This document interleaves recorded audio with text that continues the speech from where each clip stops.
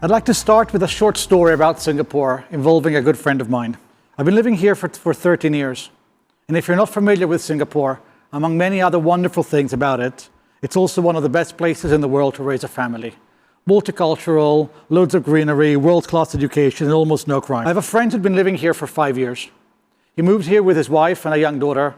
She started school here and made her first real friends. The family loved living in Singapore.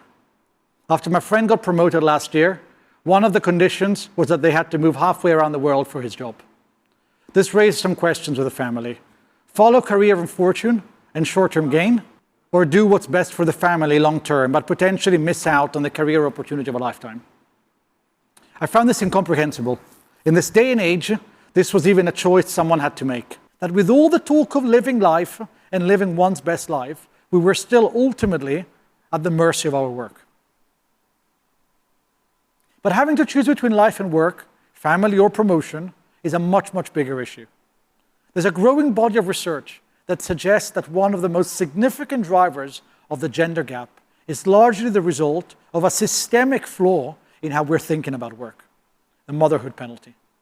That by choosing to start a family and spending time with their kids, a woman will get penalized in her career.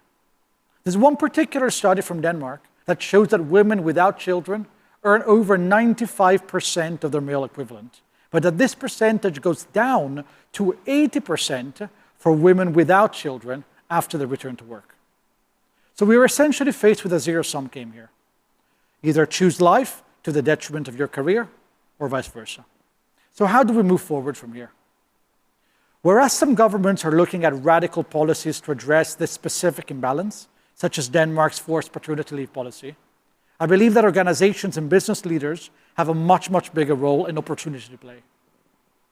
The last 18 months of forced lockdowns and restrictions in movement have shown that some willingness does exist. And although I personally find the idea of work-life balance a little flawed, as it implies the need to calibrate our personal lives around work commitments, or the idea of token days or weeks off in aid of mental health, which actually exacerbate the problem by failing to address the root cause of the issue, topic for another discussion. At least a serious conversation has begun. And it is in that context that my current partners and I started discussing the idea of life-work balance, a model where work is built around an individual's life and lifestyle and not the other way around. So how did we go about it? The first step was to redefine the relationship between us as an organization and our employees and partners. Largely, this entailed a shift in mindset from end customer to internal customer, from client-centric to employee-centric. So we started thinking about our collaborators and employees as our direct customer, whose needs it was our role as the organization to fulfill. This turned out to be super important for us. For example, on the topic of life-work balance specifically and job flexibility, we found one study in the Harvard Business Review that showed that 88% of knowledge workers will look for a job today that offers complete flexibility both in their hours and their location. So if we wanted to build a better kind of organization, a better kind of company that addressed the fundamental needs of its customers, i.e. our employees and partners, we knew that this had to be central to our proposition. But this was more than simply addressing generic employee needs. We had to make sure that we listened to each individual employee's needs, recognizing that these needs are different amongst workers and that they will evolve over time as well. The simple shift in mindset to a more human-centric organization, where employees that are our primary customers, played to two important and well-established findings. The first, that more empowered workers feel more valued and are ultimately happier. Two, that happier workers deliver better results. And we also saw this clearly in data gathered from a recent study about the performance of human-centered organizations by McKinsey, IBM, and DMI. The study found that 32% of human-centered organizations today report higher revenue than traditional organizations, that human-centered orgs ultimately outperform the S&P 500 by 211%, and that they deliver outcomes to market twice as fast. So what next? We finally looked to introduce 3 specific initiatives to help us enable the shift and achieve a policy of life-work balance. The first was to introduce flexible working arrangements and contracts that value humanity over efficiency, placing individual and specific human values over cold corporate efficiency, and recognizing that maximizing profit does not need to be the only reason for an organization to exist. The second thing was to introduce human resource systems based on tools and not rules. Processes or workflows that provide people with the tools to better organize themselves to operate with more flexibility, whether that is to better work remotely or to better connect with people.